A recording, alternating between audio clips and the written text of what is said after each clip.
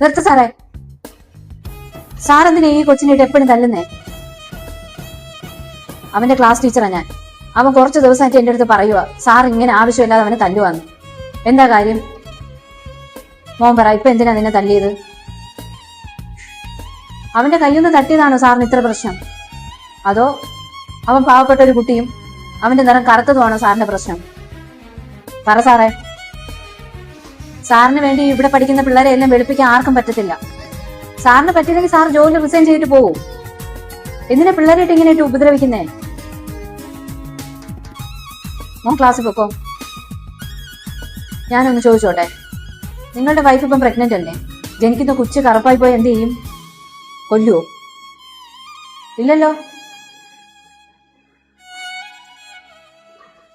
Sir ഒരു news കണ്ടായിരുന്നോ? നിതിൻ എന്നൊരു പയ്യൻ ഈ ഇടയ്ക്ക് കൊല്ലപ്പെട്ടത്. വല്ലപ്പോഴൊക്കെ ന്യൂസൊക്കെ വായിക്കണം കേട്ടോ, നല്ല ശീലവാ. സംഭവം ഇത്രയേ ഉള്ളൂ.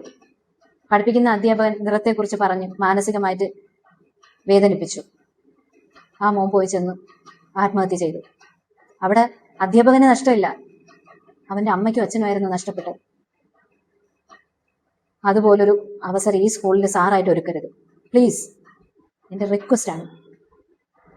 സാർ ഇനി ഇത് ആവർത്തിക്കുവാണെങ്കിൽ സാറിന്റെ പേരിൽ ഞാൻ കംപ്ലൈന്റ് ചെയ്യും.